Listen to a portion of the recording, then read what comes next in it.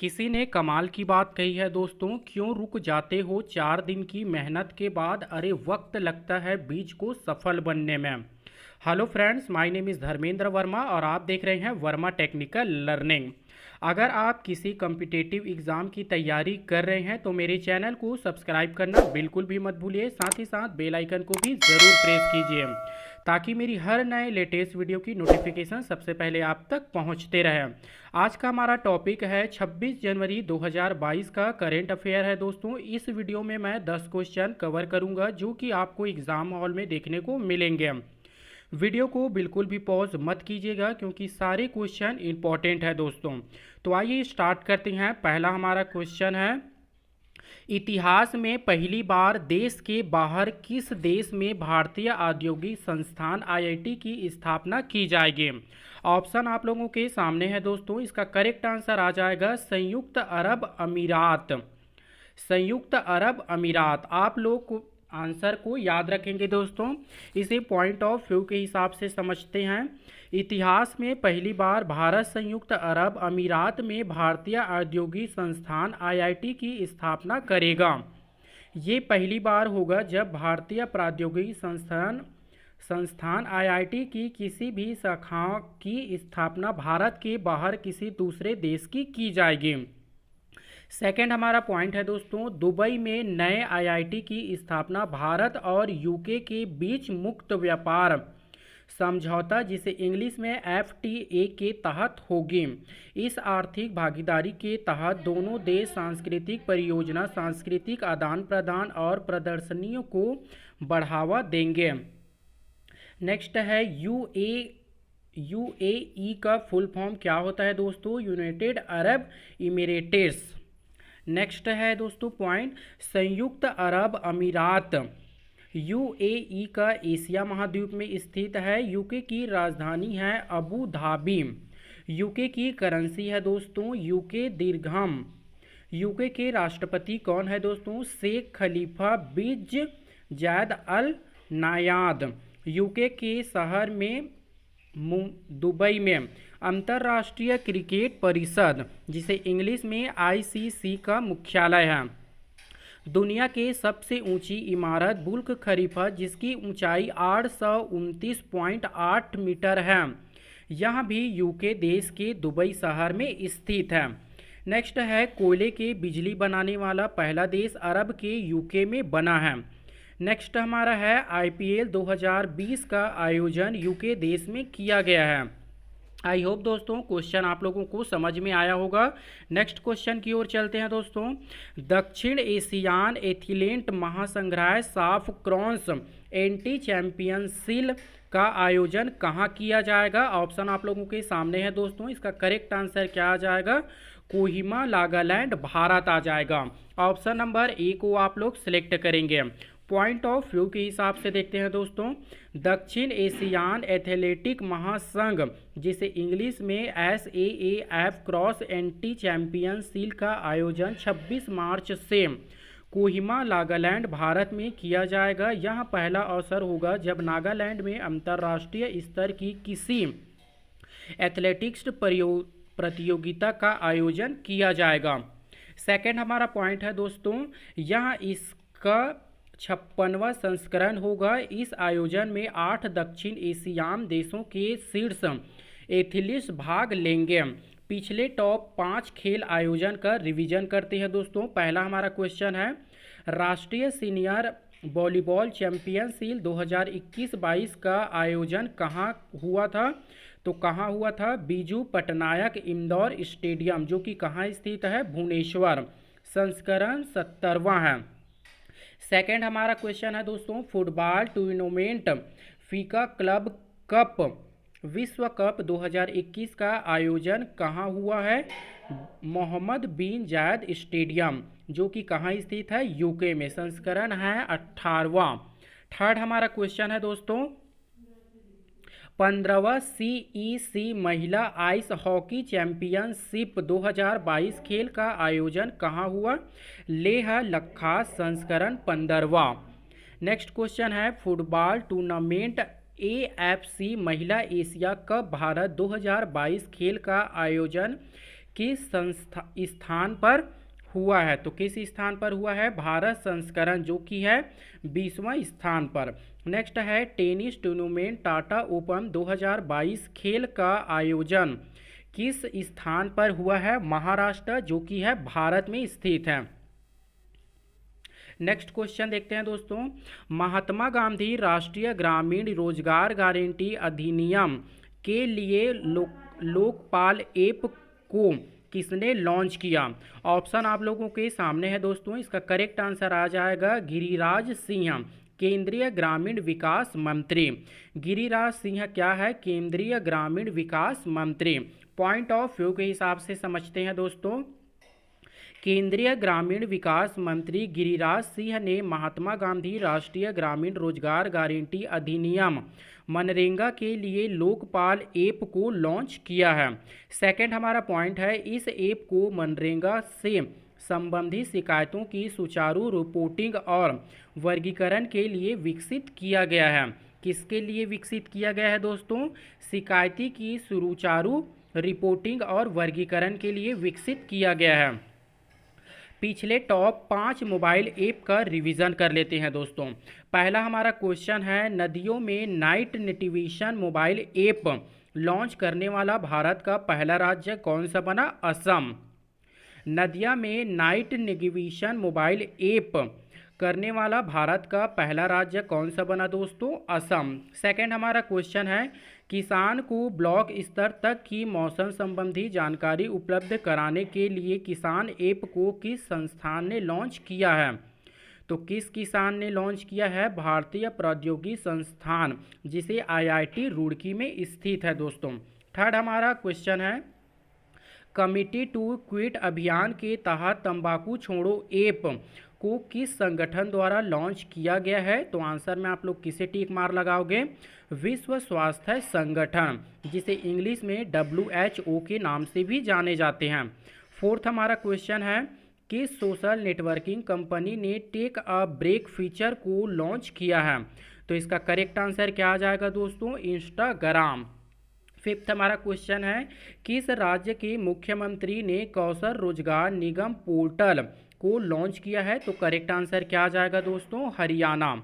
I hope दोस्तों question आप लोगों को समझ में आ गया होगा। अगला क्वेश्चन देखते हैं, भारतीय औद्योगिक विकास बैंक IDBI के MD एवं CEO कौन बने? ऑप्शन आप लोगों के सामने है दोस्तों। करेक्ट आंसर क्या आ जाएगा? Rakesh Sharma. Option number D को आप लोग सिलेक्ट करेंगे। पॉइंट ऑफ व्यू के हिसाब से देखते हैं दोस्तों, राकेश शर्मा भारतीय औद्योगिक विकास बैंक IDBI के फिर से MD एंड CEO बने। भारतीय औद्योगिक विकास बैंक बोर्ड ने राकेश शर्मा के कार्यकाल को अगले 3 सालों के लिए और बढ़ा दिया है। IDBI के बारे में कुछ इंपॉर्टेंट बात जानते हैं दोस्तों। Industry development bank of India इसका फुल फॉर्म है दोस्तों। सेकेंड पॉइंट है, औद्योगिक विकास बैंक स्थापना कब हुआ था? 1964 में। अध्यक्ष कौन है? MR कुमार। MD और CEO कौन है? राकेश शर्मा। मुख्यालय कहाँ है दोस्तों? मुंबई महाराष्ट्र में। टैगलाइन क्या है? बैंकिंग फॉर ऑल, आओ सोचे बड़े, बैंक ऐसा दोस्त जैसा। टॉप 5 MD एंड CEO का रिवीजन करते हैं दोस्तों। पहला क्वेश्चन है, उज्जैन स्मार्ट फाइनेंस बैंक के नए MD और CEO कौन है? इतिला डेविस। सेकंड क्वेश्चन है, एयर इंडिया के नए MD और CEO कौन है? इलकर आइची। थर्ड क्वेश्चन है, जम्मू और कश्मीर बैंक के नए प्रबंधक निर्देशक और मुख्य कार्यकारी अधिकारी MD एंड CEO कौन बने हैं? बलदेव प्रकाश।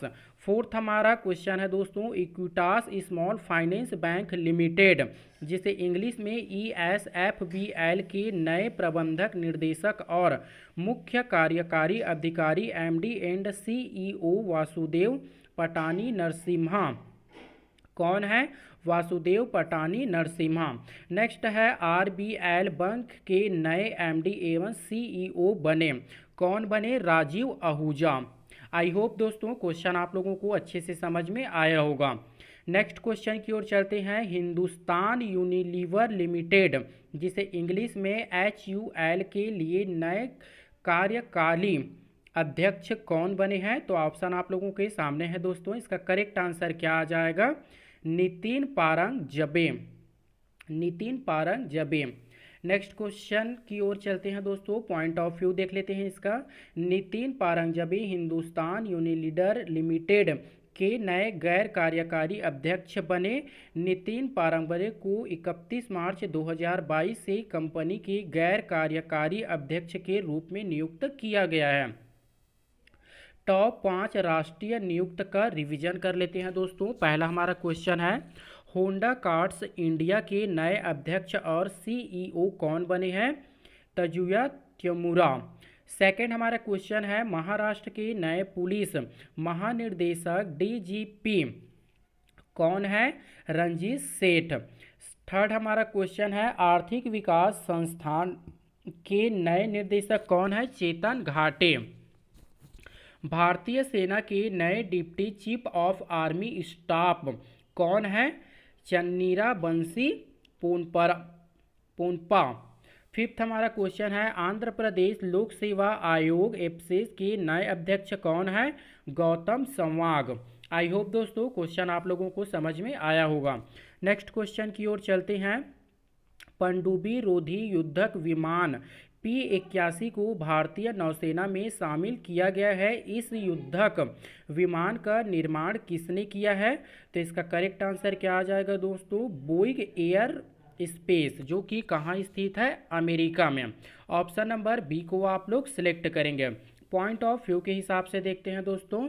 पनडुब्बी रोधी युद्धक विमान P-81 युद्धक विमान का निर्माण अमेरिका की बोइंग एरोस्पेस कंपनी ने किया है। अमेरिका की बोइंग एरोस्पेस कंपनी से प्राप्त होने वाला यह 12वां पनडुब्बी रोधी युद्धक विमान है, जिसके लिए 2016 में अनुबंधन पर हस्ताक्षर किए थे।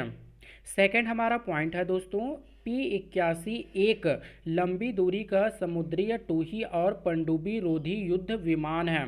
यह लंबी दूरी की पनडुब्बी रोधी युद्ध, सतत विरोधी युद्ध, खुफिया निगरानी और व्यापक देश क्षेत्र समुद्री और तटवर्ती अभियानों के समर्थन में टोही के लिए सुसज्जित है। आई होप दोस्तों क्वेश्चन आप लोगों को अच्छे से समझ में आ रहा होगा। नेक्स्ट क्वेश्चन की ओर चलते हैं। संस्कृति और विदेश राज्य मंत्री के वंदे मातरम के लिए एक सिग्नेचर गाने की धनु को जारी किया है। इस गाने को किसने लिखा है?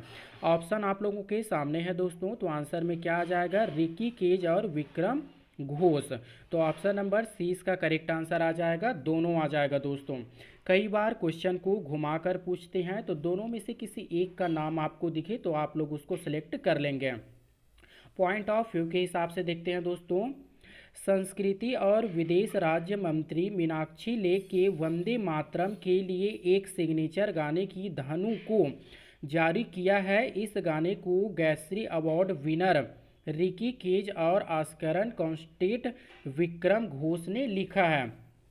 सेकेंड हमारा पॉइंट है दोस्तों, यह गणतंत्र दिवस समारोह 2022 के राजपथ नई दिल्ली में प्रस्तुत संस्कृति मंत्रालय के वंदे मातरम नृत्य उत्सव के लिए तैयार किया गया था। आई होप दोस्तों क्वेश्चन आप लोगों को समझ में आया होगा। नेक्स्ट क्वेश्चन की ओर चलते हैं। उर्दू भाषा के लिए साहित्य अकादमी पुरस्कार 2021 किसने सम्मानित किया है?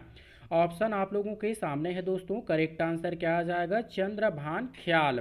ऑप्शन नंबर बी को आप लोग सिलेक्ट करेंगे। पॉइंट ऑफ व्यू के हिसाब से देखते हैं दोस्तों। चंद्रभान ख्याल को उर्दू भाषा के लिए साहित्य अकादमी पुरस्कार 2021 से सम्मानित किया गया है। चंद्रभान ख्याल को उसके कविता संग्रह ताज़ा हवा की तबीसे से के लिए यह पुरस्कार दिया गया है। सेकेंड पॉइंट है दोस्तों, साहित्य अकादमी पुरस्कार। साहित्य अकादमी पुरस्कार का उद्देश्य भारतीय भाषाओं को प्रोत्साहन करना है, जिससे और भी लोग इससे प्रभावित हो साहित्य में महत्वपूर्ण योगदान करने वाले साहित्यकारों को उनके अद्भुत लेख के लिए यहाँ सम्मान दिया जाता है। नेक्स्ट क्वेश्चन की ओर चलते हैं दोस्तों। सस्टेनेबल सिटीज इंडिया कार्यक्रम को डिज़ाइन करने के लिए national institute of urban affairs ने किस संस्थान के साथ समझौता ज्ञापन पर हस्ताक्षर किए हैं? तो इसका करेक्ट आंसर क्या आ जाएगा दोस्तों? विश्व आर्थिक मंच, जिसे इंग्लिश में WEF के नाम से भी जाने जाते हैं। पॉइंट ऑफ व्यू के हिसाब से समझते हैं दोस्तों। सस्टेनेबल सीरीज इंडिया कार्यक्रम को डिज़ाइन करने के लिए national institute of urban affairs ने विश्व आर्थिक मंच के साथ समझौता ज्ञापन पर हस्ताक्षर किए हैं। सेकंड हमारा पॉइंट है, यह पहल प्रधानमंत्री नरेंद्र मोदी द्वारा कप 26 में जलवायु समग्र प्रतिक्रिया के रूप में 2070 तक नेट जारी टर्न करने की भारत की प्रतिबद्धता के बाद की गई पहल है। उद्देश्य क्या था दोस्तों? इसका उद्देश्य था शहरों को ऊर्जा सही क्षेत्रों में डिकार्बोनाइजेशन समाधान उत्पन्न करने में सक्षम बनाना है। आई होप दोस्तों क्वेश्चन आप लोगों को अच्छे से समझ में आया होगा। और लास्ट हमारा क्वेश्चन है दोस्तों, the great टेच game shopping geopolitics and the distance of nation नामक पुस्तक के लेखक कौन है? ऑप्शन आप लोगों के सामने है दोस्तों। अनिरुद्ध सूरी। करेक्ट आंसर क्या आ जाएगा? अनिरुद्ध सूरी आ जाएगा। पॉइंट ऑफ व्यू के हिसाब से समझते हैं दोस्तों। Anirudh Suri great tech game shaping geopolitics and the distance of nation नामक बुक के लेखक हैं। पिछले टॉप 5 पुस्तकों का रिवीजन करते हैं दोस्तों। Bose the told story of an incoming national, कौन है? चंद्रसूर घोष। सेकंड है indomitable a working woman notes a life work and leadership, तो ये कौन है? अनिरुद्धति Bhattacharya. Ratan and Tata the authorities biography, doctor Thomas Mathew. और चौथा है Gandhi assassin the making of Nathuram Ghosh and his idol of India, Dhirendra Jha. और फिफ्थ है Mamata beyond 2021 Jayanta Ghoshal. I hope दोस्तों वीडियो आप लोगों को पसंद आया होगा, तो एक लाइक कर देना। और इसी तरह डेली करेंट अफेयर के लिए आप हमारे यूट्यूब चैनल को सब्सक्राइब करना बिल्कुल भी मत भूलिए। साथ ही साथ बेल आइकन को भी ज़रूर प्रेस कीजिए ताकि मेरी हर नए लेटेस्ट वीडियो की नोटिफिकेशन सबसे पहले आपको मिलते रहें।